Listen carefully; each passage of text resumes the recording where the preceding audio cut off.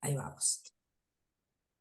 Así que ahora arrancamos la clase, chicas, con barroco. Vamos a compartir la pantalla y arrancamos con lo nuestro. 2 minutos con esto. ¿Están viendo bien? Yo las veo a ustedes. ¿Están viendo bien, chicas? Sí, sí. Sí, se ve perfecto. Vamos a arrancar con esto. Hice un pequeño repasito, así como hace varios días que no nos vemos, así nos ponemos al día. Es rápido el repasito, ya conocen que el barroco está posterior al Renacimiento y Manierismo y va a ser la introducción a lo que va a venir después el clasicismo del siglo XVIII. Aquí tenemos que el barroco es el primer movimiento que tiene una expansión tan grande en toda Europa y en América que va a tener características y ya se lo estudia, digamos, en función del espacio geográfico donde aparece este desarrollo. Nosotros vamos a ver Italia, España, Francia, Flandes y Holanda, con sus distintos exponentes, ¿no?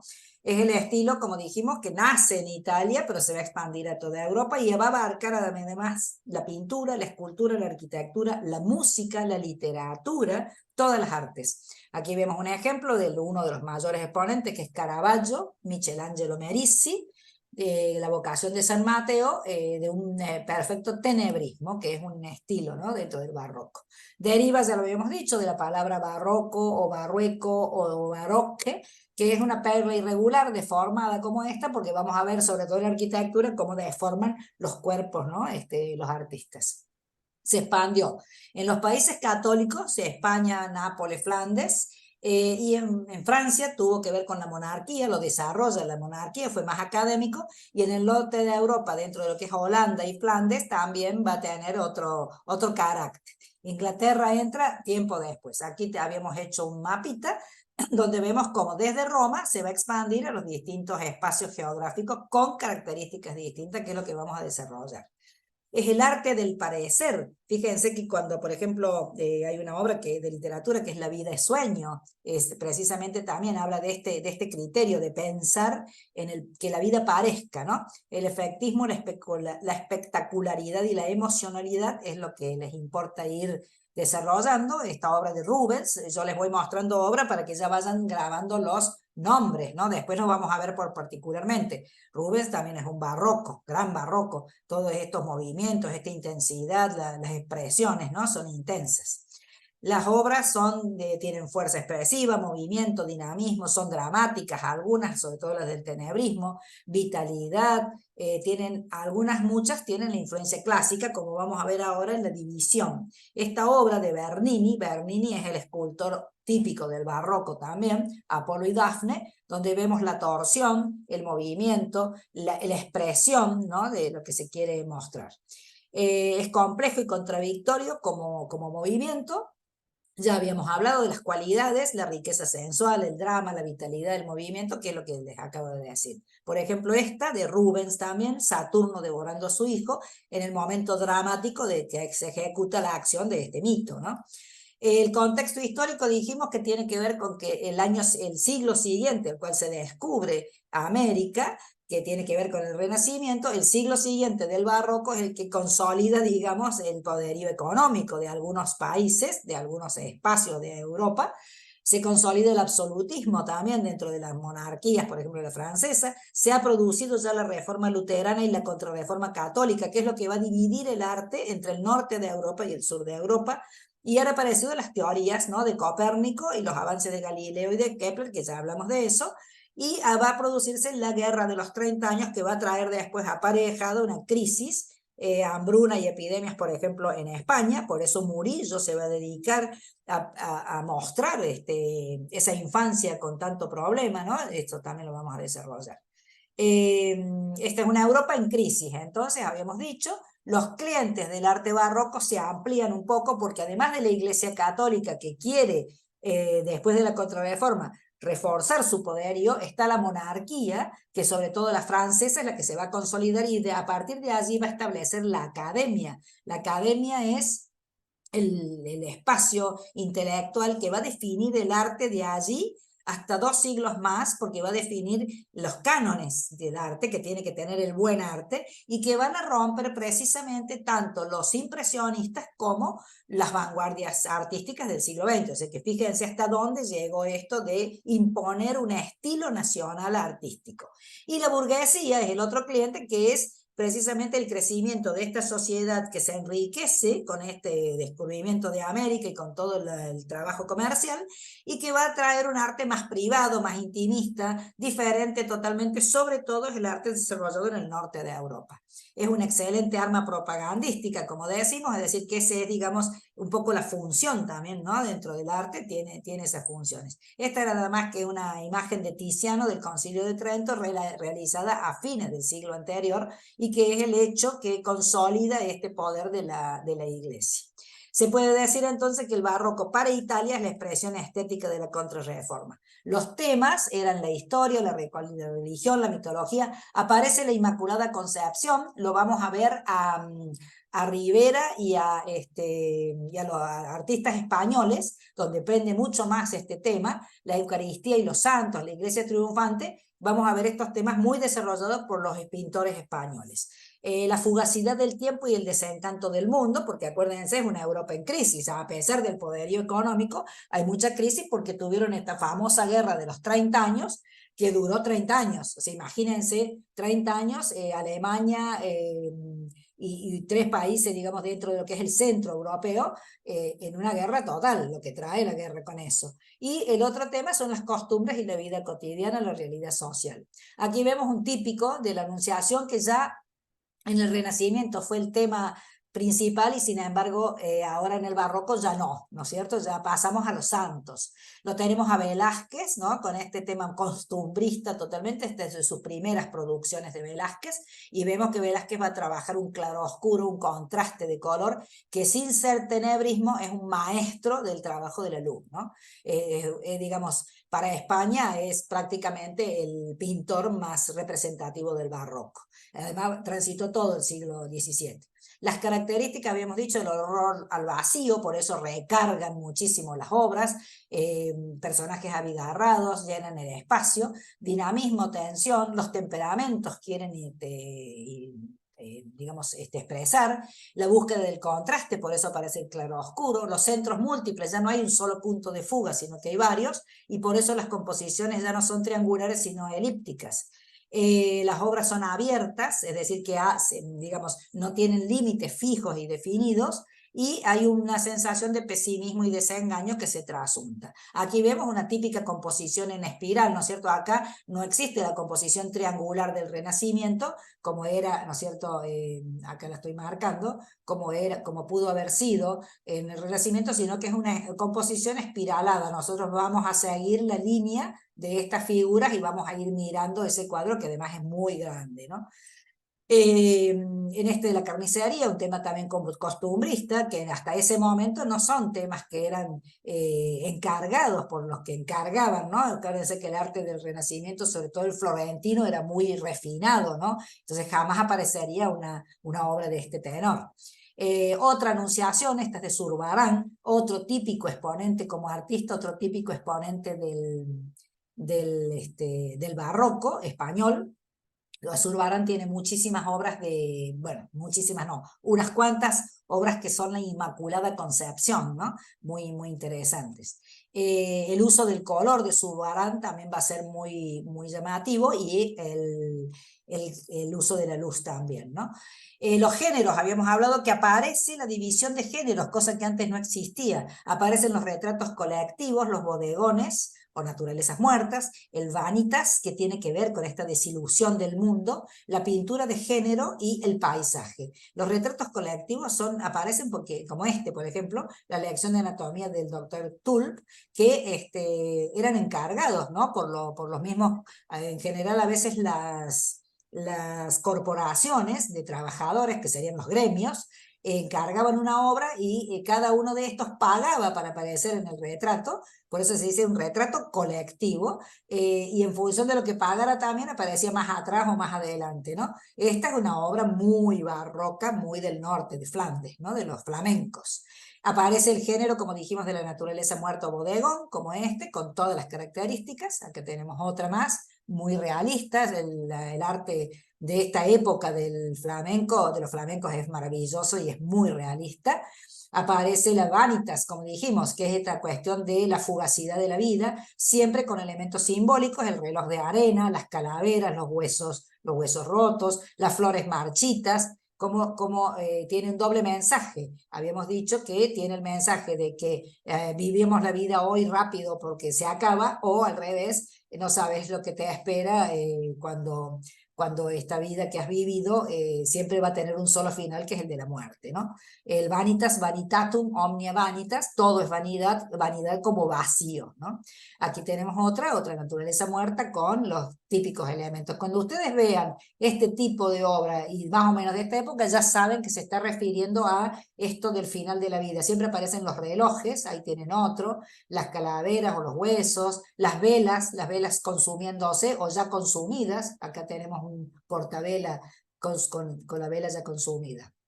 Aparecen las obras costumbristas, como dijimos, este es un astrónomo con una vela de un flamenco, también Jerry Du, y aquí vemos, por ejemplo, la obra, ¿no?, de Murillo, que tiene varias obras de este tenor, donde retrata este dramático estado de la vida de alguna parte de las franjas sociales de la España en la que él vivía, ¿no? Este es el joven, el niño expulgándose se llama, que está en el Louvre, y que realmente, además de la técnica y el uso de la luz que tiene Murillo, está retratando una realidad social, ¿no? Y Frans Hals, también en el norte, los retratos con el alegre bebedor. Estas son las obras de género.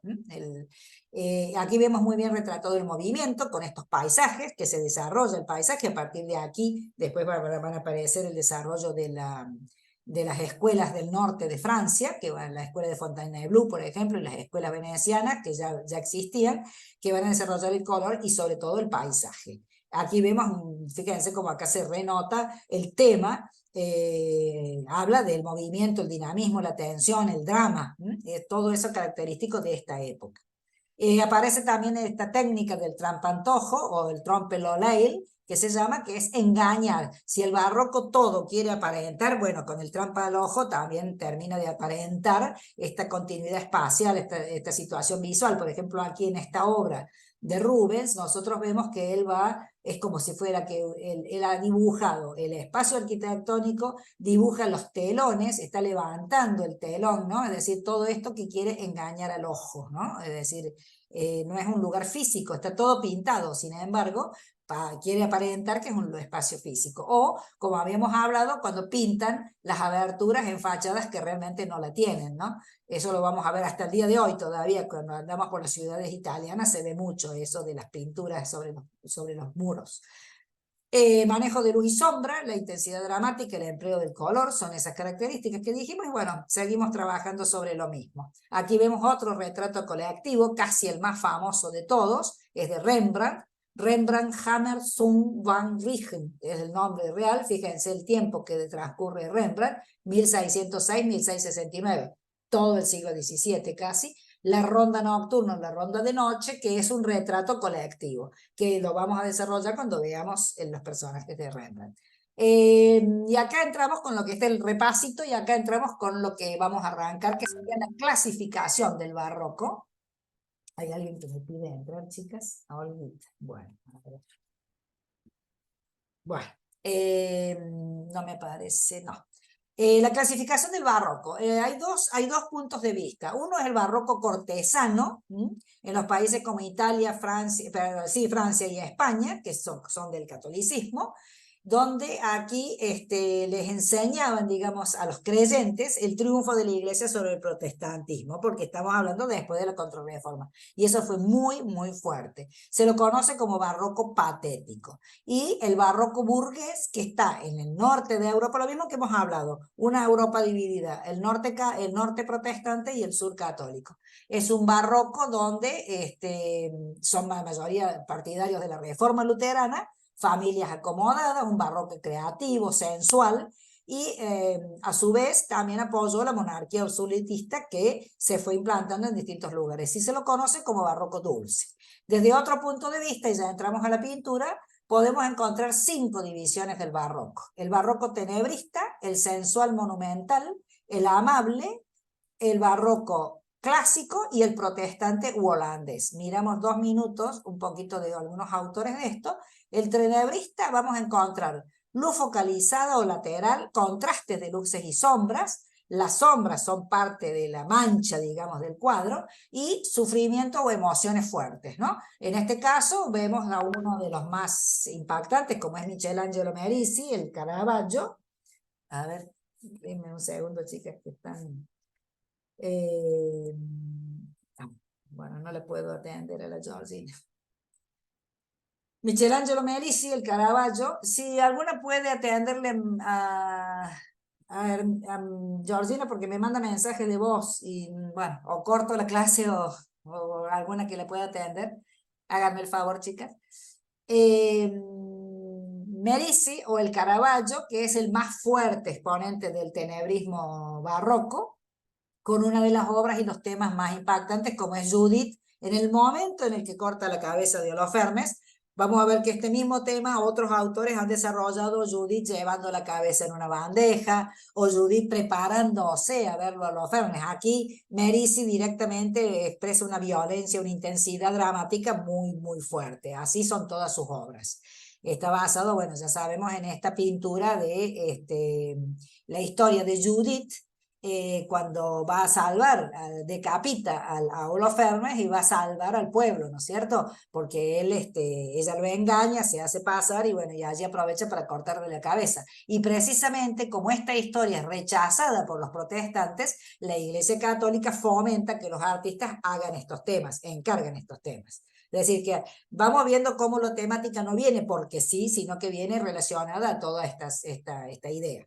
El barroco sensual monumental, donde los cuerpos que aparecen son más exuberantes. Acuérdense que el Renacimiento tenía ese formato de cuerpos muy estilizados, de cuerpos muy con el canon de lo clásico, ¿no? De lo romano, de lo greco-romano. En cambio aquí ya aparecen las figuras estas exuberantes, el colorismo, colorear la sombra, inclusive la mancha, y la composición en espiral o en diagonal, distorsionando los ejes. El típico exponente, bueno, no sé qué pasa. Bueno, Olguita Frontera también, pero bueno.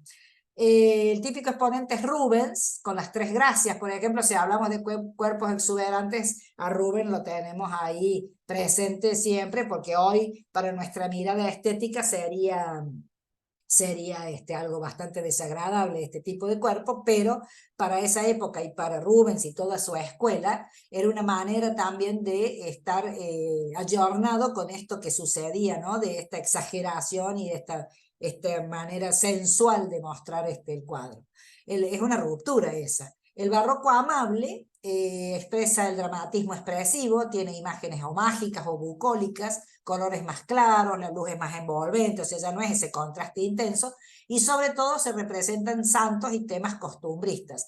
Aquí habíamos hablado que Francisco de Zurbarán es un típico exponente del barroco español con esta temática, ¿no? Él, fíjense que no hace hay un uso de la luz, pero no es un contraste tan intenso como el tenebrismo de Caravaggio. Sin embargo, es muy barroco, porque fíjense, la imagen de la Virgen no está centrada en una sola línea, tiene cierto grado de torsión, y el vuelo del manto también habla de una situación que no es estática, nos llama, ¿no? Es decir, ese vuelo del manto está muy fuerte, sobre todo además por este tipo de simbolismo que utilizan, que se los he puesto acá más en grande, que es la concepción, ¿no? de la imagen de la Virgen triunfante, ¿no? Está apoyada sobre el sol y las estrellas. Esto está basado en un pasaje de la Biblia, del Apocalipsis, está rodeada de ángeles alrededor, muy iluminada, fíjense, pero con estos cuernos, que no son cuernos, sino que son las medias lunas, la serpiente que se está comiendo la manzana, pero la Virgen pisa, ¿no?, a todo este espacio del Sol, que es el universo, y las medias lunas, que muchos dicen que tiene que ver también con la media luna de la simbología de la Turquía. Entonces es como la imagen netamente triunfante de esa iglesia que está triunfante. El clásico, el barroco clásico, aparece con lo que ya les había comentado, la reglamentación y de generar un estilo oficial en Francia. Se va a desarrollar sobre todo allí. Es más moderado, ¿no? Se inclina al clasicismo. Hay dibujo, línea, la luz es focalizada, hay un protagonismo de la luz y hay un trabajo sobre los paisajes que siempre van a contener algo de la antigüedad clásica. Un exponente típico, acuérdense los nombres, es Claudio de Lorena o Claude Lorraine, que es paisajista total y que siempre va a situar, por ejemplo, en este caso, el embarque de la reina de Saba, que es un pasaje bíblico, donde lo instaura, no en una realidad que él viva, sino que es paisaje de la antigüedad clásica, ¿no? Por eso vemos que también hay aquí, por ejemplo, no se está vislumbrando lo que hemos visto, por ejemplo, de Caravaggio o de Velázquez, pero sí vemos que en estos paisajes hay muy concentrada la luz, hay mucho espacio en el cielo, tan fuerte, tan intenso, y bueno, pues, vamos viendo que también tiene que ver con este barroco. Y finalmente el barroco protestante, que es el holandés, donde ya es un barroco, como dijimos, bien protestante, la religión está como marcando ese culto al trabajo que hace el protestante, los detalles de la vida cotidiana, de las costumbres, de los valores.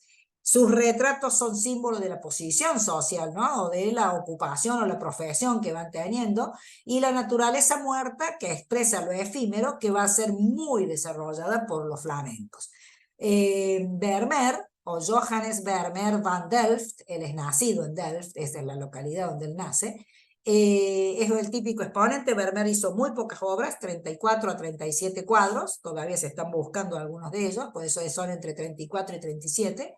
Este es el astrónomo, o sea, fíjense cómo trae Vermeer. Vermeer trabaja mucho con la luz y siempre trabaja en los interiores, tiene solo 2 paisajes en sus obras y los demás son todos interiores donde trabaja con el aventanamiento y la luz lateral muy, muy intensa, donde marca mucho los contrastes, no tanto como Caravaggio, pero muy fuerte y muy detallista, mucho uso del color. Y fíjense, estaba aquí, por ejemplo, el astrónomo, una profesión de lujo en esa época, con este globo terráqueo que para ellos es el símbolo, ¿no?, de este dominio. Los holandeses han empezado a tener el dominio del mundo, y bueno, y además hacen gala de todo lo que van consiguiendo, ¿no es cierto?, en este desarrollo económico, como por ejemplo estos brocatos, las telas. Vermeer es un excelente detallista en ese aspecto. Miren el mundo cómo lo está representando a la manera del momento, los detalles de las telas, en todos los aspectos Vermeer es una maravilla y lo vamos a ver. Aquí vemos, por ejemplo, una iglesia en Viena con un desarrollo de lo que va a ser el barroco, que hoy vamos a ver esa parte. En cuanto en general, estoy dándole los conceptos generales. En la escultura hay una representación muy realista del cuerpo humano y que se nota el sentimiento. Una típica obra es esta, el David. Ustedes saben que el David ya viene del Renacimiento con una expresión de ese personaje siempre repetitivo. Nosotros vimos anteriormente el David de Verrocchio, el David de Miguel Ángel, y ahora vemos el David de Bernini, que es barroco. Los otros eran anteriores. Y fíjense cómo ese David de Miguel Ángel, si ustedes lo recuerdan, parado en un estatismo, en una cierta pose clásica, este de Bernini está a punto de ejecutar la acción, por eso el cuerpo está todo torcido, está torsionado, el torso está de costado, se abandonó la pose del contraposto, y hay mucho movimiento en este cuerpo que está a punto de tirar, ¿no es cierto?, la piedra. Y si nosotros nos acercáramos a la expresión de la cara, vamos a ver el rostro absolutamente concentrado, los labios apretados, ¿no? Es muy, muy buena la obra en sí y también es muy representativa del momento del barroco. Esta obra fue parte está dentro de la Galería Borghese, que el principal mecenas de Bernini era el cardenal Borghese, y por eso quedó allí en esa residencia. En pintura, las composiciones, ya lo hemos dicho, la composición es en espiral, los ejes son distorsionados, hay muchas figuras, se usa mucho color, las formas son abiertas, hay formas deformadas también, se usa el realismo y el contraste de luz y sombra. Eso es lo básico de todo barroco. Hemos vuelto a poner la misma obra, me equivoqué. Perdón, bueno, acá les pongo el detalle de qué sucede con el rapto de las hijas de Leucipo, que son las dos hermanas, hijas de Leucipo, tenía una más. Castor y Pólux son los que las están secuestrando. Este tema recién se supo en realidad en el año 1700, en el siglo siguiente, y el cuadro está hecho al principio de la carrera de Rubens, y vemos que hay todos los típicos exponentes de este movimiento del barroco de esta época. Esto está en Alemania. Es grande, fíjense el tamaño, 2,22 m por 2,09, o sea, la altura de una puerta y por 2 metros de ancho, o sea que es bastante importante como dimensión. Otro tenebrista, pero esta vez lo tenemos en España, Francisco Ribalta, un Cristo abrazando a San Bernardo, está en el Museo del Prado, y realmente fíjense la expresión, ¿no? Fíjense la expresión de es decir, esa necesidad que tienen de expresar los sentimientos, bueno, sí, bien digo, las emociones, ¿no? Los sentimientos. Y otro, el sacrificio de Isaac, de Pedro de Orrente, que también esta temática, siempre con la iglesia mostrando valores, afianzando, ¿no? Esos contenidos. Wolfing es un historiador del arte, este señor Heinrich Wolfing, nacido en Suiza y muerto en Zúrich en 1945, es un crítico de arte y es considerado uno de los mejores historiadores de arte, y lo traigo a colación porque él fue el que definió la comparación, basó todos sus estudios y toda su obra en comparar el Renacimiento con el Barroco, ¿no? Y él fue el que empezó a definir todo este tema del barroco, a revalorizarlo, porque hasta ahí era un movimiento que de tan exagerado y a veces se volvía como desagradable, ¿no? Él valoró la luz y los efectos que lograban, él valoró el gusto por lo teatral y lo escenográfico, lo fastuoso, y valora esto de no respetar las disciplinas y mezclar arquitectura, escultura y pintura. Ustedes lo traigo a colación nada más que porque por ahí lo pueden llegar a decir, leen algún texto de barroco, qué sé yo, siempre se lo referencia a Wolfing como el iniciador de este trabajo de la comparación del barroco con el Renacimiento. Por ejemplo, en el Renacimiento se usaba la línea, en el barroco el color, lo que ya hemos hablado. El Renacimiento es estático y quería ser equilibrado, el barroco tiene movimiento y usa mucho las diagonales. En el Renacimiento había equilibrio, sobriedad, lógica, el barroco busca la novedad, el impacto, lo infinito, los contrastes, ¿no? El barroco siempre va a ser exuberante, teatral. El Renacimiento quería convencer porque iba a la razón. El barroco va al instinto o a los sentidos y quiere fascinar, te quiere encantar, ¿no? El barroco. Es más, estamos hablando hasta de las personas barrocas. Hoy en día las podemos ver también así. Bueno, y se va a extender durante un largo periodo que va a llegar inclusive hasta el neoclasicismo, que es el siglo siguiente, 1750 más o menos, es el tiempo que dura todo este barroco. En arquitectura tenemos lo mismo, la distorsión de las reglas, de los órdenes clásicos que venían, se ondulan las fachadas, empieza a haber concavidades, huecos, ¿no? Hay contrastes de luz y de sombra, hay bordes imprecisos, ponen esculturas en las cornisas, los interiores son decorados con exageración, hay espacios que son muy dinámicos. Va a aparecer la monumentalidad porque aparecen los grandes palacios y los jardines, por ejemplo Versalles, o el Palacio de Schönbrunn se va a construir en esta época. El paisaje es parte de eso, como hablamos de lo teatral, el paisaje se empieza a diseñar como parte de la escenografía de los edificios. El tratamiento escenográfico de las plazas, sobre todo la del Vaticano y las plazas de Roma, con fuentes, es decir, empieza a haber esa parte que mezcla lo teatral con lo escenográfico. Se inicia el urbanismo como disciplina plena, ¿no? Ya teníamos a Miguel Ángel trabajando en las reformas urbanas, para tener una ciudad como un escenario teatral. Entonces, en todas las ciudades van a aparecer estos espacios de plaza, ¿no? Un espacio de exhibición, ya sea de la grandeza real o de la grandeza religiosa. Acá en París, por ejemplo, una de las plazas que se va a generar es la Place Vendôme de París, ¿no? Que hoy por hoy es uno de los lugares muy exquisitos. Esta plaza, ¿no? Que la vemos conformada y que fue pensada con un eje vertical muy armado, y precisamente con los bordes, como no pudieron hacerlos no ondulados, pero sí están chanfleados en las esquinas, ¿no? Para que no haya bordes en las esquinas duras. Y la Place de Vosges, o la Place de los Vosgos, es la más antigua de París, y se la llamaba la Plaza Real, fue diseñada por Metezeau, y también, hoy por hoy, también es la plaza más lujosa, paquetísima. Y fíjense también, está pensada específicamente para un determinado formato, ¿no? Eso se genera con esos bordes de alrededor una escenografía. Bueno, todo eso va a tener que ver con el barroco. La arquitectura barroca, si vamos al caso, es lo que vamos a desarrollar un poquito hoy y la próxima clase. Existe en toda Europa, también en América, porque fue llevada por la conquista, ¿no es cierto? La poca lógica y la exageración es lo que la caracteriza, y se convierte en extravagante, en algunos casos es deforme, anormal, absurda, irregular, depende de los casos. Los dos ejemplos más típicos son la iglesia y el palacio, y además, como hemos hablado, lo urbanístico, la red urbana, el cambio de las ciudades, que no son las grandes reformas, sino que son los inicios de esos grandes espacios con los grandes jardines. Por ejemplo, acá vemos una fachada del Palacio de Versalles que va a ser desarrollado en algunos bloques en esta época con los jardines.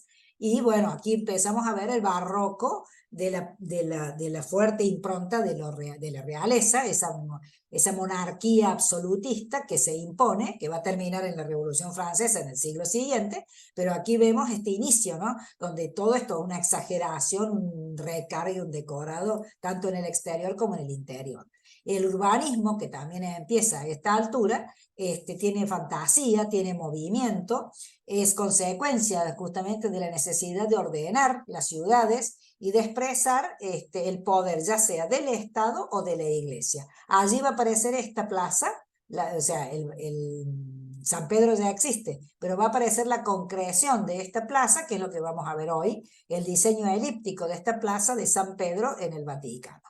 Ese urbanismo trae nuevas formas arquitectónicas, ¿no? Que son consecuencia de lo que ya venía del manierismo, que es el final del Renacimiento. Italia y el papado son los originantes, ¿no? Ese ideario de la iglesia que quiere celebrar que ha impuesto su triunfo, ¿no? Sobre el protestantismo. Aquí también vamos a ver que en América, esta es la Catedral de La Habana, que es un patrimonio de la humanidad desde el año 82, como ya ha sido colonizado el Nuevo Mundo, ya llevamos, esto es de 1748, el final, pero se fue haciendo por etapas, y vamos a ver todos los elementos del barroco, las fachadas esas un poquito redondeadas, las columnas, la exageración en los adornos, todo eso es lo que vamos a ver que transmiten a América, y que es lo que vamos a ver nosotros, inclusive nuestra propia Catedral de Córdoba, es barroca. Se adaptan los planteamientos, el edificio y la fachada empiezan a ser como excavados, ¿no? Como que si fueran, no están construidos planos, sino que son como excavados, y aparecen las plantas, las formas de la elipse o las ovales, ¿no? Que son la contrapartida a lo redondo que tenía el Renacimiento. Alonso Cano, por ejemplo, proyecta esta fachada de la Catedral de Granada en el año 1667, él va a morir y lo van a seguir estos dos autores después, pero fíjense que empiezan a aparecer ya el recargue de esta cantidad de elementos alrededor, estos huecos, ¿no? O sea, la fachada se la retrasa y se la empieza como a huecar, que es, digamos, la forma que quieren tener de ir mostrando movimiento y que haya juego de luces y sombras. Cada cosa en su contexto. Granada, acuérdense que viene a implantarse hace 200 años que han o sea, fines del 1400, o sea, todo el siglo del 1500, lo pasan reconstruyendo este posicionamiento encima de los árabes. Fue el último bastión árabe, ¿no? Las plantas son complejas, las paredes son onduladas. Yo lo que quiero es que ustedes aprendan a reconocer, nada más. Los interiores también se ondulan las fachadas y se ondulan las columnas y aparecen las volutas y las aletas, que ahora vamos a ver lo que son. Por ejemplo, el interior de la catedral esta de Granada, fíjense ustedes cómo aparece todos elementos muy recargados, con mucho movimiento, y fíjense la cúpula, que es muy rara, porque hasta el borde de la cúpula es ondulado. O sea, se empieza a ondular todo. Está bien que hay influencia también de lo que hubo anterior, pero fíjense cómo todo el decorado y el borde está trabajado ya no con armonía, con sobriedad, con clasicismo, sino exagerado y ondulado. Todo tiene que ser así, ¿no? Los aletones, las volutas son estos elementos que aparecen aquí y que si ustedes quieren saber algo que pertenezca al barroco, si tiene la voluta, es barroco. Puede ser un neobarroco, que haya sido hecho en el 1800, pero es neo, ¿cierto? Es la repetición de algo que ya existió. Pero estas son las volutas que hablamos que aparecen en esta época, y los aletones, que también son parte de estas aletas superiores o al costado, estas aletas que aparecen como rebordes hacia afuera, porque fíjense aquí en esta fachada que está simplemente fotografiada en un día cualquiera, fíjense la cantidad de efectos que producen las sombras, ¿no? Esas hornacinas hacia adentro, todo lo que decimos de que se las quería, cuando no podían retraer la fachada, por lo menos le hacían estas hornacinas para que tenga juego de luz y de sombra, y estos rebordes, todos, no hay nada de plano, hay todo este recargue de formatos, ¿no?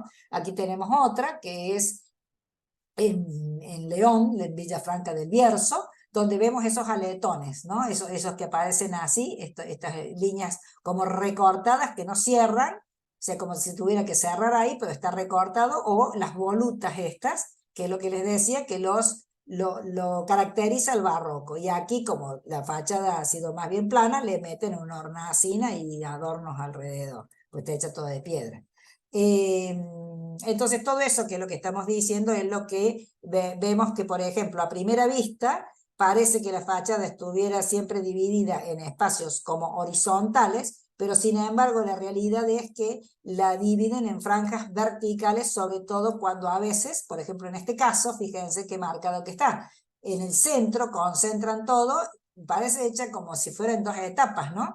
Esta es el santuario de la Vera Cruz en Caravaca, en Murcia, y fíjense ustedes que hay una planitud por un lado, y por otro lado el centro todo marcado, remarcado, rearmado. Esto es un típico exponente, pero es del siglo XVIII, porque esto es un neobarroco, pero lo tiene todo. La iglesia del Salvador en Sevilla, que también va a trabajar con esta franja en el centro muy marcada, y vamos a ver, bueno, la sorpresa, el efecto, la luz, la decoración también se va a hacer muy fuerte adentro, depende de los lugares, más o menos intensa. El espacio quiere que sea fluyente, que las superficies sean curvas, la decoración se hace colorista, escenográfica sobre todo. Fíjense esto, es un interior en Viena que es tremendamente exagerado, ¿no? Decorado, lo vamos a encontrar cuando veíamos el Hermitage, por ejemplo, también tiene una decoración exageradísima, con mucho oro, con mucho dorado, depende del país. Exuberante, como decimos, con motivos naturales, incluye escultura y pintura siempre, y los retablos muy, muy ricos, ¿no? Los retablos de alrededor son siempre con oro, con láminas de oro, con mucho trabajo de esculturas alrededor, que es lo que lo caracteriza. El hecho de exagerar, de poner muchos componentes. La famosa Galería de los Espejos en Versalles es parte de la época también, de esta etapa, que la vemos también con marcar esta escenificación para impactar, para producir efectos, para producir ese impacto, ¿no? de decorado. Y aparecen los motivos ornamentales. Ya había habido un desarrollo de ornamentos en el Renacimiento con los grutescos, pero aquí aparecen, digamos, con exageraciones, o sea, se vuelven mucho más adornados. Estos grutescos, estas hojas, por ejemplo, tienen unos agregados, aparecen como más adornados, ¿no? Cada una de estas imágenes, y van a ser repetitivos. Y se van a trasladar a objetos y a muebles. Aquí vemos un espejo barroco y una consola barroca que también incluye toda esta decoración exagerada, o sea que no queda, eso es lo que decíamos, que no hay límites, porque de la arquitectura incluye la escultura, la pintura, el mobiliario, el trabajo de las luminarias, todo lo trabajan del mismo modo. Las fachadas se conciben para aumentar la belleza de la calle o si dan a una plaza, y la decoración, digamos, va teniendo ese ritmo que dijimos, que se va concentrando en el medio. Las proporciones son más bien, no son enormes como eran las catedrales góticas, por ejemplo, sino que son un poco más, mucho más sencillas en el aspecto de tamaño, porque se ayornan más bien al espacio exterior, porque buscan la teatralidad. Aquí, por ejemplo, vemos en esta catedral de la fachada principal de la de Murcia, esto es cuando ya avanza el siglo XVIII, el de 1735 se la termina, pero aquí vemos un exponente que empiezan a aparecer el uso de atlantes, cariátides y ménsulas. Fíjense cómo concentran en el medio lo que hablábamos, ¿no? La concavidad de esta fachada, que no es plana, sino que tiene algo cóncavo, concentrado en el centro, con los aletones estos, ¿no es cierto?, aquí, con las volutas, con esculturas, con columnas, es decir, le van agregando, se empieza a ser muy exagerado. Y aparecen esto, la columna salomónica y el estípite. Estos son típicos del barroco. Aquí vemos la Catedral de Santa María de Murcia, que también, fíjense. Sí, la columna salomónica, no, Ahí viene, ya les explico. Vamos. perdón. No, por favor, me encanta.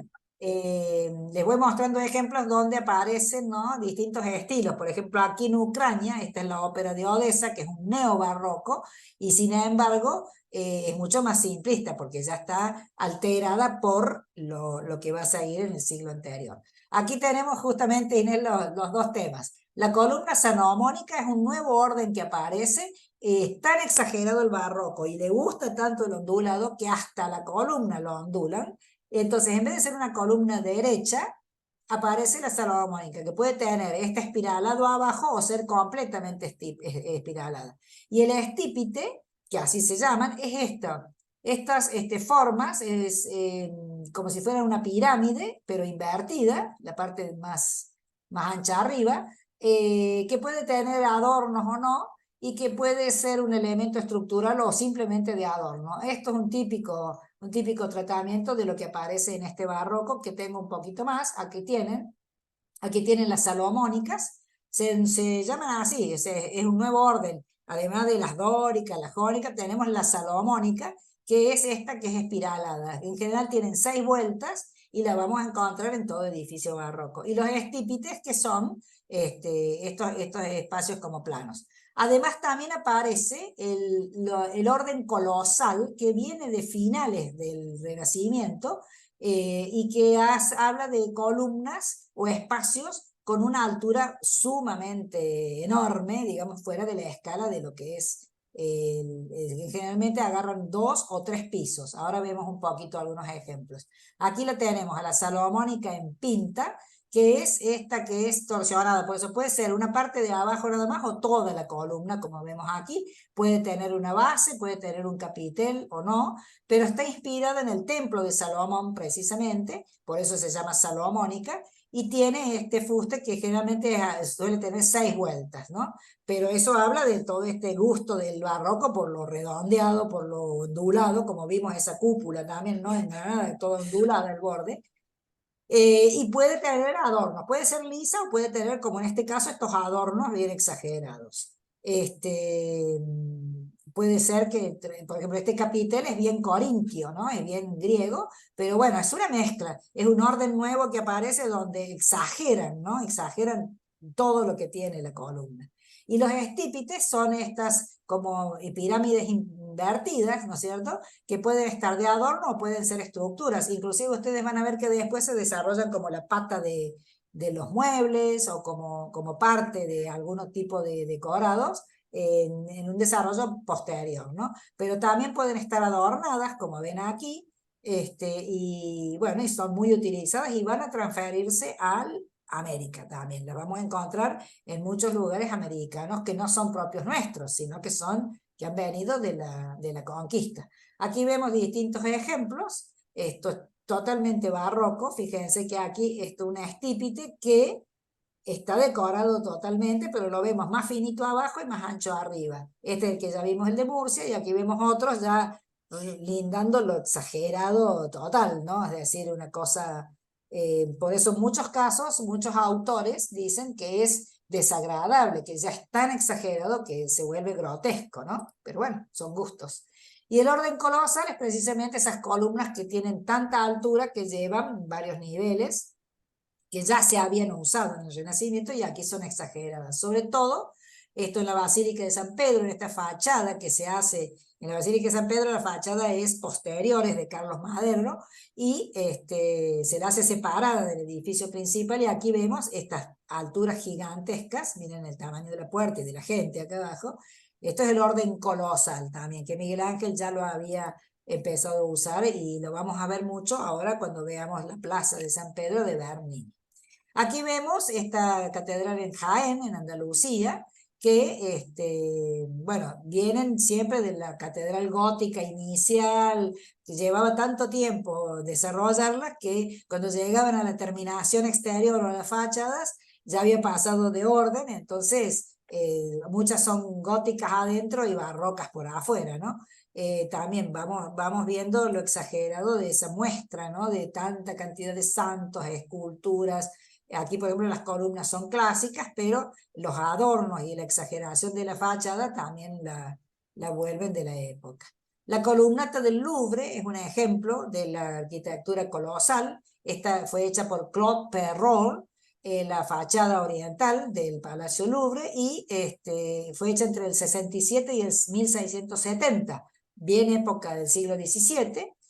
Se la denomina arquitectura clasicista francesa, diseñada en estilo barroco clasicista, porque las columnas aquí no son ni salomónicas ni exageradas, tiene un clasicismo propio de la función que cumplía en su momento este edificio, que no fue pensado para museo, sino que era residencia real. Pero aquí vemos el uso de esta arquitectura colosal que abarca 2 pisos, ¿no? Esa es una característica de la época también. Ahí la vemos desde otro ángulo, donde se puede ver hacia atrás de la fachada, la exageración de esta zona central, ¿no es cierto? Que está puesta con un acceso, digo, marca el acceso, pero lo marca más hacia afuera para que haya contrastes, y estas columnas gigantescas. Parece sencillo a nuestra mirada, pero en ese momento fue una manera de hacer algo diferente. Los elementos, los arcos, como ya dijimos, que sobre todo son ovales o elípticos, las aletas o aletones, que son esas partes, digamos, de la fachada, las volutas, que ya se las había explicado, los frontones, ¿no es cierto?, que pueden ser curvos, ¿no? Las ventanas, que también son curvas o ovales, pueden ser mixtas. Las escaleras empiezan a ser muy complejas, retorcidas. Vamos a ver algunos ejemplos después. Las hornacinas es esa retracción. Por acá vimos una, a ver si tengo. Esta retracción, a ver, habíamos visto una iglesia. Esto es una hornacina. Eso es una hornacina. Es decir, hacerle al santo, a la escultura que va a ir ahí, una retracción hacia atrás para que quede como en un espacio protegido, ¿no? Esa es una hornacina, eso es parte de lo que aparece ahora en el barroco. Los óculos, que son esos espacios para que entre la luz. A ver si acá teníamos otro. Parecía que había visto uno por acá. Que son ventanitas. Bueno, justo ahora no tengo ninguna, pero en un cachito. Que vi acá una, esto es un óculo, esos espacios que pueden estar adornados o no, y que trabajan para el ingreso de la luz, se llaman óculos. Es muy típica después del trabajo clasicista también. Y aparecen las galerías de salas de recibimiento, que después se van a transformar en los espacios para galerías artísticas, pero en estas funciones, ¿no es cierto?, aparecen estos lugares para el recibimiento. Fíjense aquí que estamos hablando de los arcos, que todavía usan el medio punto, pero la mayoría son mixtos o son elípticos. Pero fíjense aquí como tienen un estípite, ¿ven? De adorno, de trabajo en la fachada. Entonces vamos viendo aquí, por ejemplo, esta fachada que está redondeada hacia atrás y cómo allí aparece esto hacia adelante. Es decir, todos los juegos de avances y retrocesos para que esto tenga forma y mucho uso de la luz. Los Hola frontones María, estoy en quebrados, clase.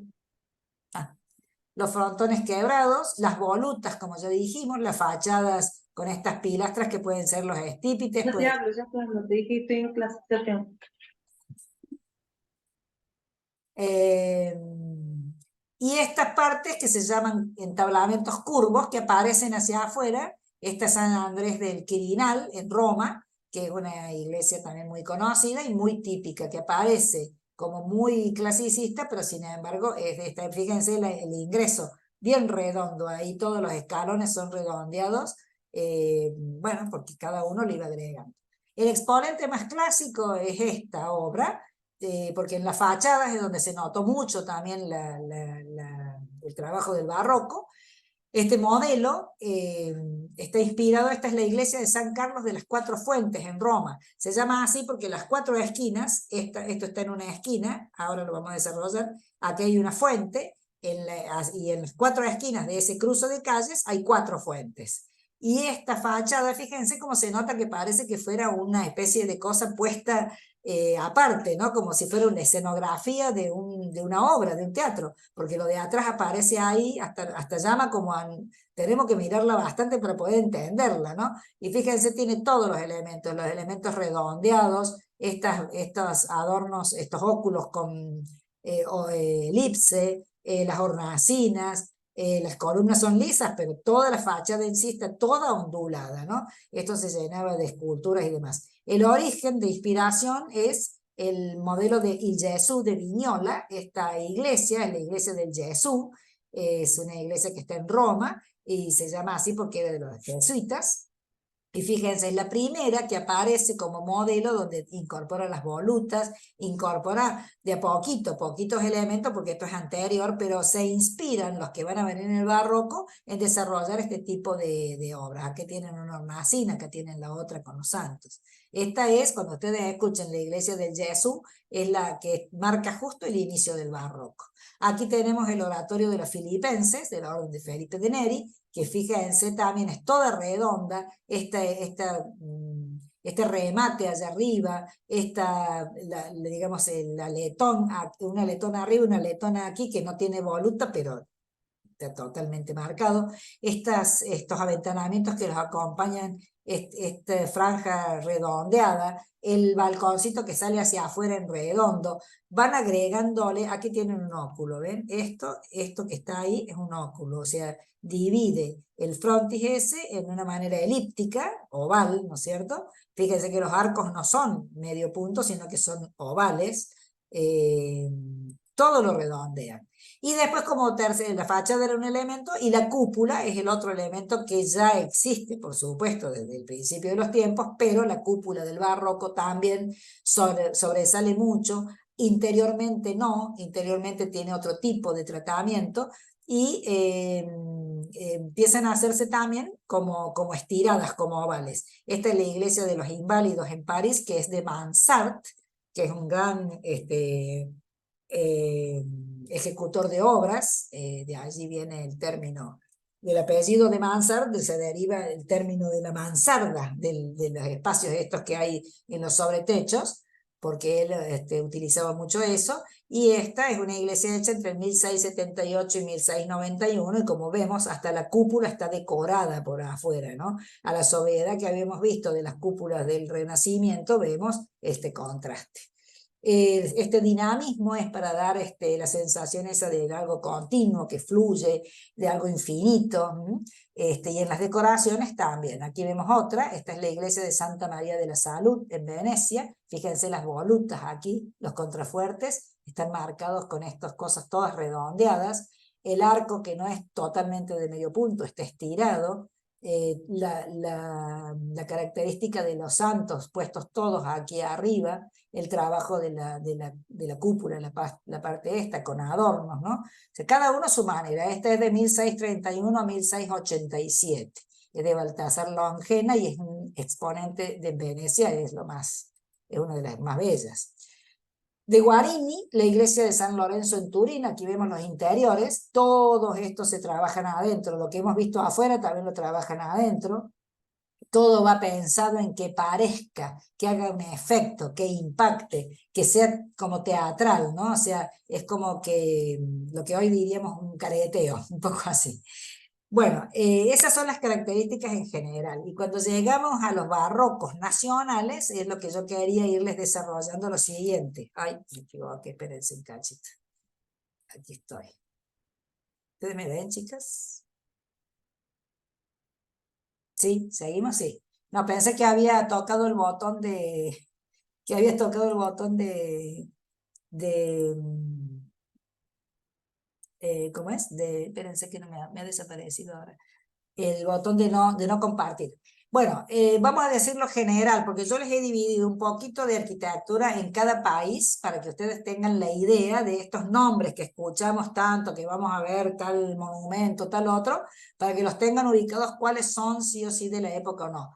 Nosotros en general dividimos como espacios la Italia, que es de donde surge todo este movimiento, la exageración y demás, que rompe ese equilibrio clásico que había, y el resto de Europa, que en cada lugar va a tener una manera distinta de ser desarrollado, ¿no es cierto? Va a ser diferente.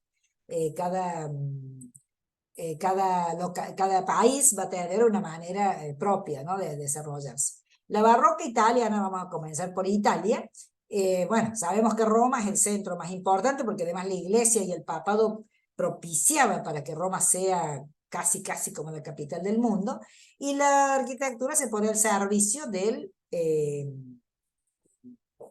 la iglesia, ¿no? de fomentar toda esta situación. Esta es la famosa que dijimos recién, la iglesia jesuítica Il Gesù, o sea, así se la denomina. Tiene un modelo de basílica, ¿no? O sea, la vieja, la antigua, pero va a surgir al final del Renacimiento. Y como dijimos, se la considera por este adorno, por el formato de la planta, por un montón de cuestiones en el exterior, como el inicio fue hecha por Vignola, pero como el inicio de este cambio en la mentalidad de que va a derivar en el barroco. Las iglesias barrocas pueden ser centralizadas o longitudinales, o sea, esta es una longitudinal, centralizadas cuando son más bien cuadráticas. El Gesù es, como dijimos, la que da el punto de partida. Se usan las cúpulas elípticas porque la elipse tiene esto, la idea de perfección que encarna el círculo. La elipse le genera dinamismo, entonces ellos van a empezar a usar mucho la elipse. Aquí tienen la fachada de frente del Gesù, que es de la Compañía de Jesús, que a su vez, acuérdense que está también recién en formación, porque además se la utilizó para poder venir a la conquista americana también, ¿no? Y va a ser la precursora. Aquí la vemos de frente. Este es el interior de la del Gesù. Fíjense que ricamente decorada ya, muy intensamente decorada. Esta es la cúpula que después se va a deformar.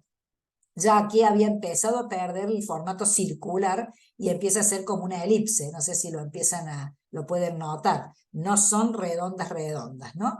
Aparecen esto que dijimos, las formas cóncavas, toda esta historia de cómo se van deformando las fachadas hasta llegar a la exageración. Esta es el ejemplo más característico de la intervención barroca, que todo esto ya existe en el Vaticano. San Pedro ya existe, ya está la intervención de la fachada de Maderno con toda esta atrio de la iglesia, pero Bernini va a ser el encargado de ejecutar esta plaza, que es la típicamente barroca. Aquí vemos la fachada de Maderno, que va a ser terminada entre 1607 y 1621, que no tiene del todo, digamos, tiene ese final, ¿no? Manierista, ¿no? Porque ya aparece en este gigantismo, de la arquitectura colosal, como dijimos, y todos los santos acá arriba de esta fachada.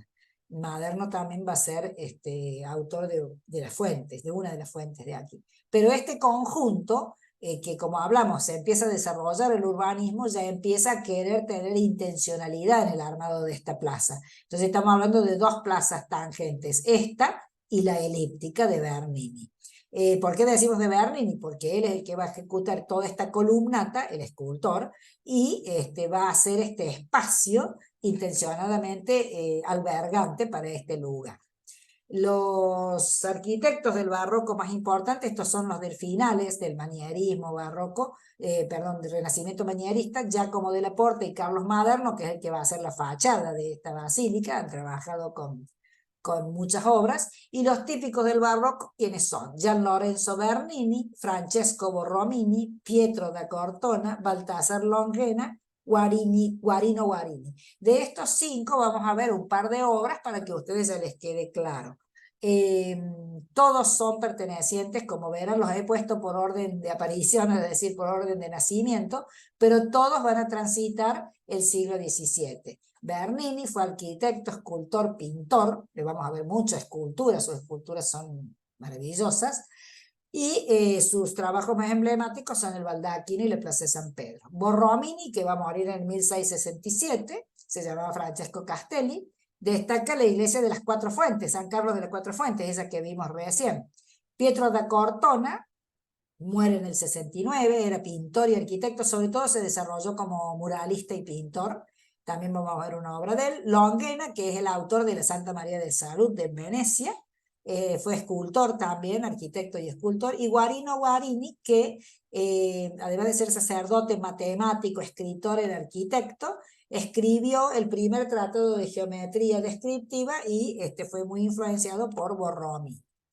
Yo no sé, chicas, si quieren que avancemos, son las 5:30, quieren que veamos a Bernini y ahí cortamos, así no se les hace a ustedes tampoco tan tarde, o quieren que arrancamos con estos autores la semana que viene.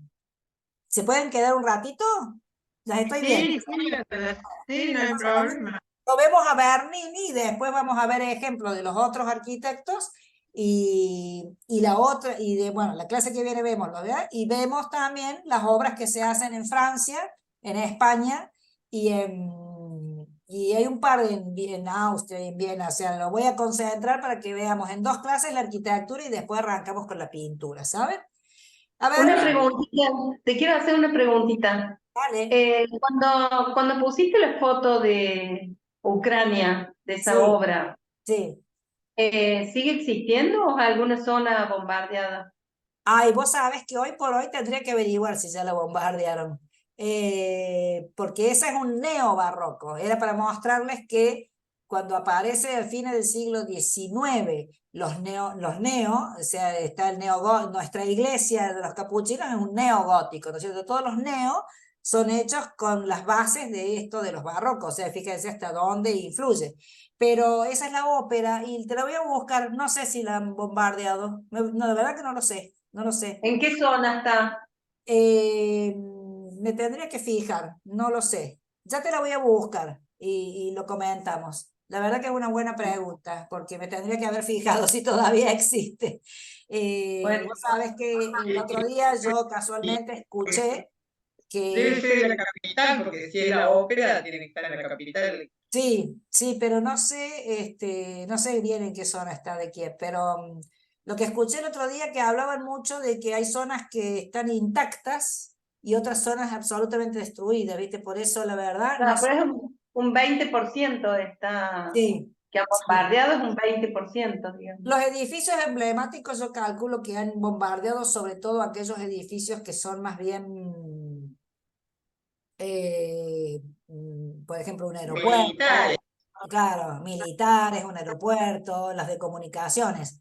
No como Claro. pasó, por ejemplo, con el yihad, que cuando llegaron a Bagdad la otra vez, con todo el conflicto que hubo, destruyeron los monumentos realmente antiquísimos, los monumentos de patrimonio de la humanidad, ¿no? O sea, los destruyeron ex profeso. Aquí creo que a lo mejor se ha salvado, no sé, ya te lo voy a buscar. La verdad que un buen dato, así lo sumamos. Bueno, sigo, chicas. Gian Lorenzo Bernini ustedes lo han escuchado, me imagino, sobre todo como escultor y sobre todo como el autor de estas dos obras que vamos a ver. Nació en Nápoles, Bernini, en 1598, o sea, ya empezaba el siglo XVII. Muere en Roma en 1680, o sea que larga vida tuvo Bernini y era de familia de escultores. Su papá era escultor, su hermano era escultor, tenían un taller muy grande, se formó allí. Arquitecto, escultor, pintor, poeta y escenógrafo. Bernini sobre todo trabaja mucho con el tema de la teatralización, ¿no? Todo él es muy teatral. Es uno de los grandes artistas, el papá era escultor. Mayoritariamente vivió, su trabajo lo hizo casi todo en Roma, y él ensalzó a Roma, la hizo notoria, ¿no? La hizo como querían los papas, que se viera que era la ciudad fuerte, ¿no? Fue nombrado arquitecto de San Pedro en el Vaticano en 1629, y tenemos el baldaquino de San Pedro, que ya lo vemos ahora, y que fue encargado por los Barberini, que en ese momento era el Papa, y después le encargaron las escaleras del Palacio Barberini, la Capilla Cornaro y la iglesia de Santa María de la Victoria y Santa Andrea al Quirinale, que él se inspiró en el Panteón de Roma. Aquí lo vemos a Gian Lorenzo en esta hermosísima autorretrato. Tiene 3 o 4 autorretratos, son muy, muy barrocos también su pintura. Me hace acordar, a mí particularmente me gusta mucho y me hace acordar mucho a Velázquez. Tuve la suerte de en la Galería Borghese poder ver toda la sala dedicada a Bernini, y realmente tiene unos cuadros que son muy, muy fuertes, muy lindos. Miren la intensidad de esa mirada, ¿no? Es decir, es un autorretrato hecho a full, ¿no? En 1656, o sea, ya mediados del siglo, lo vamos a ver haciendo la columnata de San Pedro, que se le llama a este cierre, ¿no? La plaza elíptica. Fíjense que es elíptica, se relaciona con la época de la plaza de San Pedro, coronada por las esculturas. Fíjense que justamente lo que decimos es que él la hace como que fueran 2 brazos que simbolizan a la iglesia que acoge a la humanidad. Era albergante ese espacio, esa era la intención que tuvo, ¿no? Es decir, que no fue casual, es un producto de la época, pero con intencionalidad. Y además lo que él quería era que tuviera un efecto sorpresa la llegada vamos a ponerla aquí, a ver, acá. Que tuviera un efecto sorpresa ir llegando y aparece la basílica allí, todo el espacio. Pero eso fue antes de que estuviera hecha la vía de la conciliación, que es esta que está aquí, así en vertical.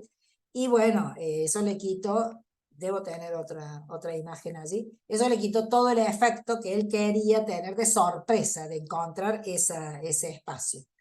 Acá lo mezclé un poquito, disculpen. Baldaquino de San Pedro es el que está adentro de la basílica, ¿no es cierto? A lo mejor muchos de ustedes lo han visto. Fíjense la columna salomónica. Aquí ya podemos, cuando nosotros lo referenciamos, este objeto es un encargo que le hacen, es monumental porque tiene 28 metros y medio de altura. Fíjense el tamaño de las personas aquí. Y es muy simbólico, ¿por qué? Porque tiene el baldaquino que se referencia al uso de algo propio de la época de Salomón, precisamente. El altar en el centro, está todo en un mismo eje.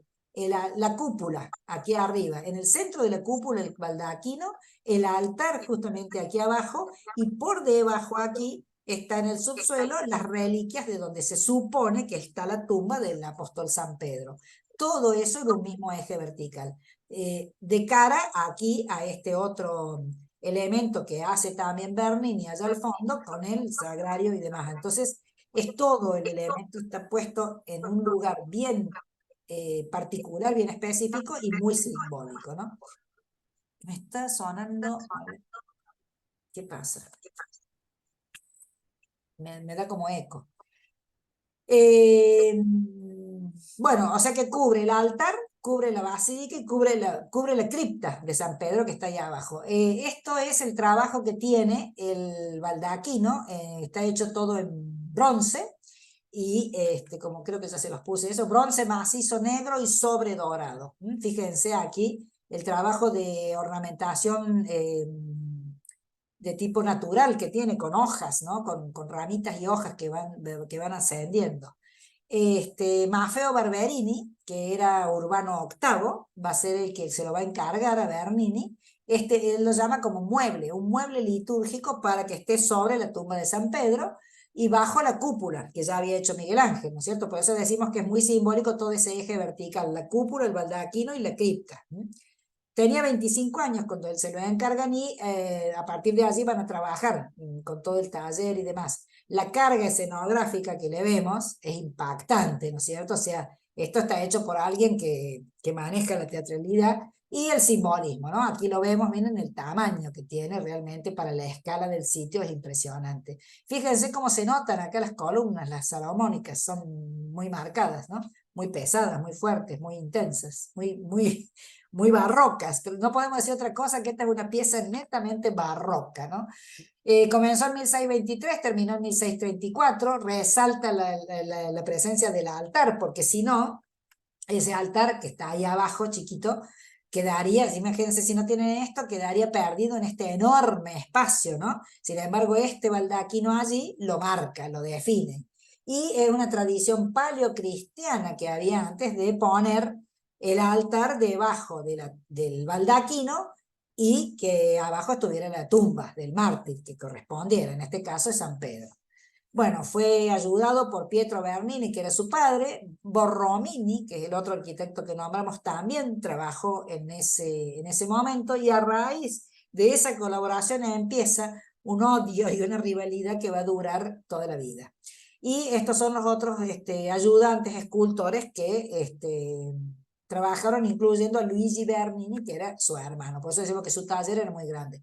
Esta toma la pongo porque aquí se nota bien la cripta que está aquí en el subsuelo y cómo hay una línea continua, ¿no? O sea, está la cúpula, el baldaquino, el altar y la cripta, ¿no? Y todo en este espacio centralizado a su vez en el otro eje, que es el eje del edificio en sí, ¿no? Pero como esto marca con esa fuerte presencia que tiene el lugar central, que es el altar sobre la cripta de San Pedro. Ese, digamos, el baldaquino, que es el primer encargo. El Palazzo Barberini, que le encarga la reconstrucción de esta fachada, que la podemos ver como no tan exagerada, no tan trabajada, pero fíjense aquí cómo rehunde estos aventanamientos, cómo le estira esos arcos y le hace este trabajo nada más. También es un encargo del mismo Barberini, que era el Papa. Esta es la iglesia de San Andrea de Quirinale, que también va a trabajar Guarino fíjense que ahí aparecen las volutas acá atrás y estos elementos redondeados, toda la escalinata en redondo también hacia afuera. Aquí la vemos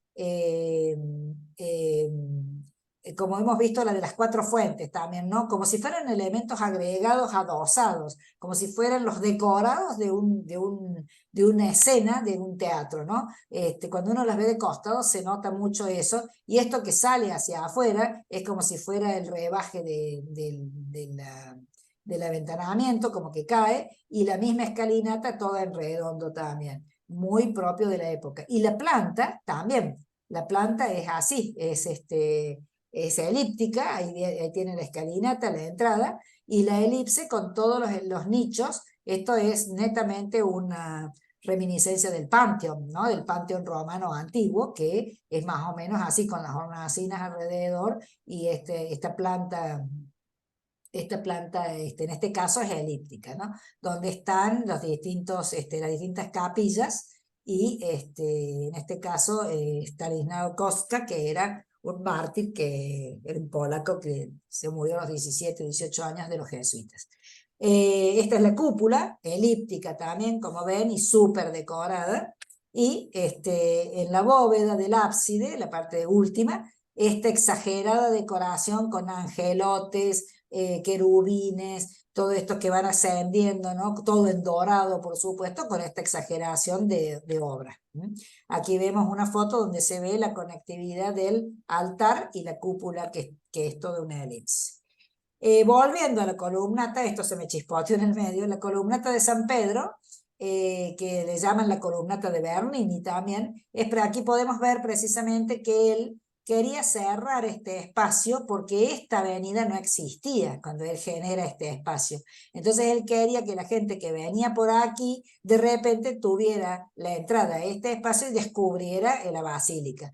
Al abrir la vía de la conciliación y que se genera un eje muy largo y muy conectivo, ya se pierde porque esa avenida se volvió el ingreso de todo este espacio, o sea que desde aquella punta ya se viene viendo todo esto. La sorpresa se produce cuando uno llega a este punto y encuentra esta plaza tan enorme que se abre, pero originalmente él quiso que fuera más efectivo esa sorpresa.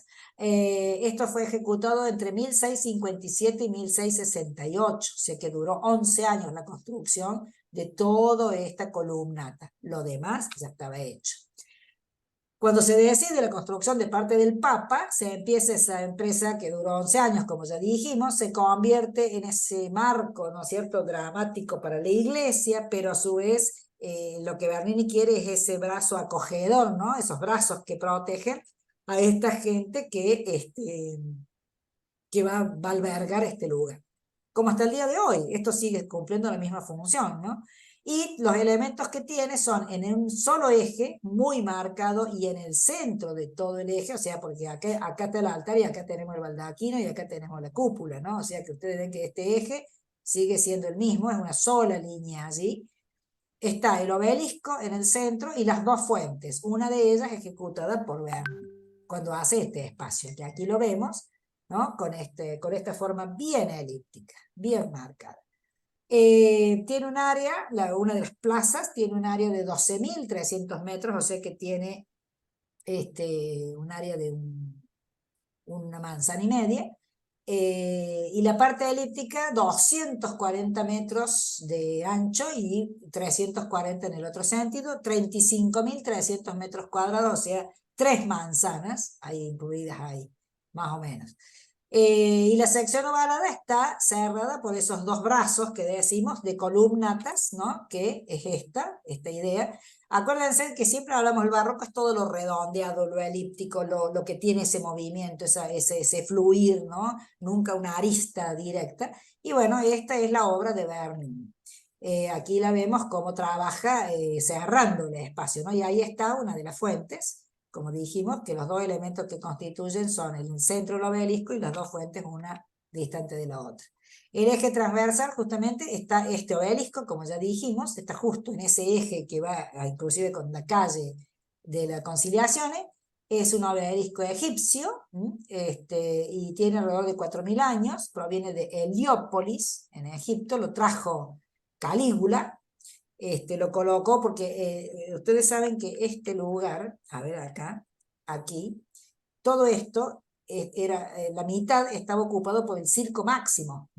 Entonces Calígula lo trae para ponerlo en el circo, en lo que era la carrera, la pista allí, ¿no? Después, bueno, fue desapareciendo a medida que van construyendo la basílica. Lo hace traer, lo pone en la pista de carreras, ¿no es cierto? Pero ahí mismo se dice que fue crucificado Pedro. En 1586, el Papa, que había en ese momento, Sixto V, hace instalar este obelisco frente a la basílica que estaba construyéndose. Este obelisco mide 25 metros, de 31 de altura, y pesa 330 toneladas, es gigantesco. Acuérdense que el baldaquino mide 28 metros, o sea que esto es más bajo todavía, ¿no? Pero al estar en el exterior, está allí con una dimensión diferente, pero si nosotros proyectamos esa altura, prácticamente esa es la altura que está teniendo el baldaquino allí adentro, ¿no? Ahí lo vemos en eje con toda la línea de los patios, de las plazas. Había una fuente, en 1490 ya estaba la fuente, que la remodeló Carlo Maderno, que fue el que hizo toda la fachada de San Pedro en 1614, ya estamos hablando del siglo XVII. Y allí, para poder ajustar la geometría, Bernini trabaja sobre las dos fuentes que dijimos, le construye la fuente gemela, y esas fuentes están provistas por el acueducto Acqua Paola, que era uno de los acueductos que venía recién. Cuando estuvo Pablo VI, se va a instalar un reciclaje de agua. ¿Por qué? Porque esta fuente que nosotros la vemos ahora así, armada de este modo, proyectaba unos chorros cuando venía la presión en su momento proyectaba unos chorros que eran enormes, se inundaba todo, no tenía esta base. Entonces Bernini va a hacer un poco ese trabajo de ajuste, y recién cuando se hace el sistema de reciclado de agua se puede contener un poco el agua, porque si no había que regularle la salida de estas dos fuentes, ¿no? Esta es la fuente que hace Bernini, gemela a la que ya existía desde antes. Aquí la vemos de noche, con todos los efectos bien teatrales, le hubiera gustado Bernini, y aquí la vemos de día, en una foto vieja, bueno, como lo que es, dos fuentes gemelas, en ese espacio que ya vimos cómo lo compone como un poco de simetría. La columnata tiene 284 columnas, 16 metros de alto esas columnas, tienen 4 filas, 3 carriles, en uno podía pasar un carro y los otros los peatones. Aquí la vemos, ¿no? O sea, son columnas repetitivas, todas iguales, por eso demoraron 11 años en realizar toda esta obra, poco para la época, y tiene los escudos de armas de Chigi y las 140 estatuas de santos que tienen 3 metros de altura y fueron esculpidas en el taller de Bernini a lo largo de 40 años, o sea, inclusive después que él ya había muerto, ¿no? Está en San Pablo, está el mártir Esteban, está San Benito, San Antonio el Grande, San Francisco de Asís, Santo Domingo, San Ignacio de Loyola, San Felipe Neri, papas, mártires y mujeres, 38 mujeres. Y aquí vemos toda la estatuaria, cada uno con sus atributos, con su forma, con su manera, todo alrededor de la columna. Como dijimos, 40 años para poder ejecutar toda esta obra que pasó de las manos de Bernini a todo su taller. Allí en el obelisco, entre el obelisco y las fuentes, hay 2 discos, que son estos, que están allí, esa foto, que la encontré allí, yo las tengo, pero no, bueno, para no buscarla, que se llaman el centro del colonato, el centro de la columnata. Son los puntos focales que marcan, uno se para allí y puede ver esto, como si fuera esas 4 columnas, las ve como una sola. Esa es también parte de esta geometría pensada, de esta teatralización que tenía Bernini, que marcó además dónde está marcado ese centro, ¿no? Es decir, hay 2 puntos de donde nosotros podemos ver todo, o sea, porque si no, lo que nosotros vemos es esto, la superposición de columnas que no nos deja ver lo que hay atrás. Con estos 2 puntos focales, un estudio, digamos, de visualización y de geometría, podemos ver podemos ver lo que hay atrás. Es el único punto donde podemos ver eso. Si no, vemos esto, como está acá abajo, ¿no? Vemos la superposición.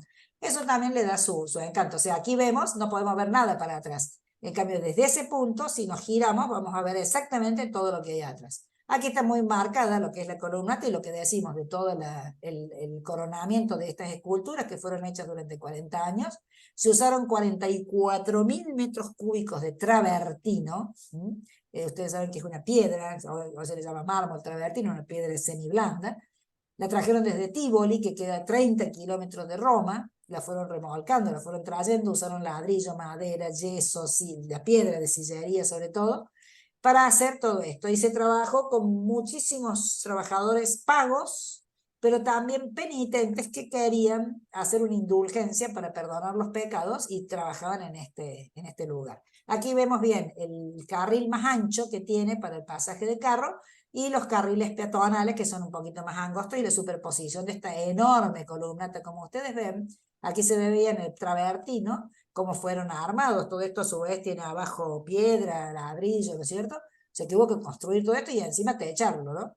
Y la verdad que es un efecto, aquí vemos la base de cómo se apoya cada una de estas columnas, y la verdad que es un trabajo extraordinariamente desarrollado y, bueno, laborioso, y el efecto fue eso, un efecto importante de la llegada a este monumento que querían exaltar, ¿no? Que era la intención de la iglesia. Bueno, acá sí la vamos a cortar, chicas, así ya no se cansan. Por un lado, déjenme ver, vamos. Nana, Sí, ¿sabes por qué se enemistaron Borromini y Bernini? por celosía y, a ver, espérate un poquito, vamos a cortar acá.